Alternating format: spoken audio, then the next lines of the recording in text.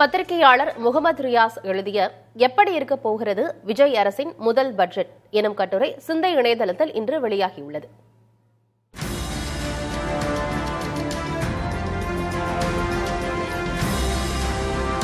புதிய அரசு புதிய முதல்வர் என்பதால் இந்த பட்ஜெட் மீது மக்களின் கவனம் குவிந்துள்ளது என்கிறது இக்கட்டுரை.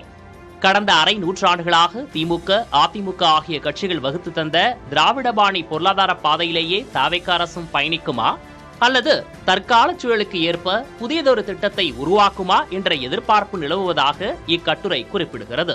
மாநிலத்தின் பொருளாதார குறியீடுகள் நேர்மறையாக இருந்தாலும் அதன் நிதி நிலைமை கவலையளிப்பதாகவே உள்ளது. தான் அளித்த தேர்தல் வாக்குறுதிகளை இந்த இக்கட்டான நிதிச்சூழலுக்குள்ளேயே நடைமுறைப்படுத்த வேண்டிய நிர்பந்தம் முதல்வர் விஜய்க்கு உள்ளது.